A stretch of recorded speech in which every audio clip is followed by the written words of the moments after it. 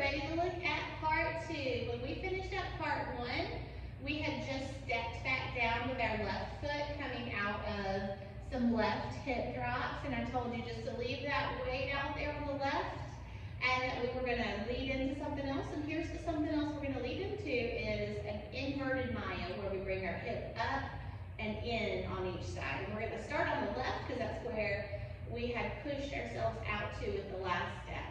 So it's going to be a left, right, right. And our hands are going to come up overhead. They're sweeping outward and up. And it's a nice slow count, so think of it like 1, 2, 3, 4, 5, 6, 7, 8. A little pause to change direction with our hips and our hands. Now our Mayas are going to go in the regular direction. Right, left, and our hands are coming down with them as that happens. So again, our hands were sweeping outward in both ways. This time we're not doing like a crossover in front of our face or anything like that. Just upward, left, right, downward, right, left. We end up with our weight obviously way out here on our left with that last part of the Maya. We're going to go into a big counterclockwise hip circle where we go from the left to the back, to the right, to the front, and stand back up with it. And then that's going to lead into the next thing that we do, that is a crossover step. Just the feet first. I'm going to step in front with my right foot, step out with my left, step behind with my right, and put my weight on it so that my left is free. I'm going to do some circles here, and that's going to be a vertical kind of hip circle. It's going to go up, back, down, and around twice. I'm leaving my weight off of my left so that I can do the same thing with that side, step across with the left, out with the right, behind with the left, and do the circles on this side. But we're also going to roll up through the body and shoulder roll here because there's a little bit more to the music at that point. Now to add in what's going on with our arms, because we're not just going to do that with our arms dangling.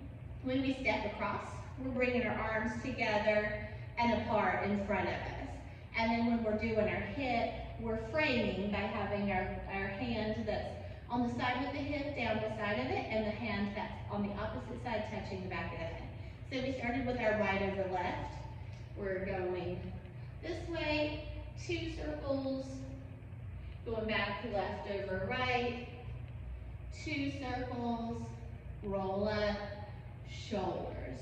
We're going to leave our weight off of our right because that's going to go into the next step.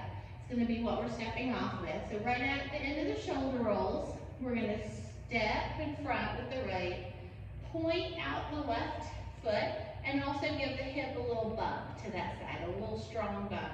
And cross with the left, bump out with the right, point that foot, right, left, right. We're calling this our cross step. We just did it 4 steps forward, or an 8 count. We're going to do the same thing going back. It's just going to cross over behind.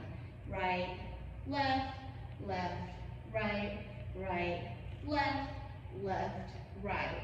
And we'll end up with our right foot kind of out. We're going to pull that in though with the next step that we're doing. The next thing we're doing is just some hip circles and chest circles.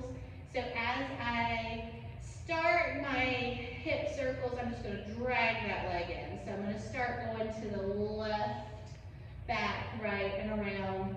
We're going to do 3 counterclockwise hip circles and then roll up to our chest.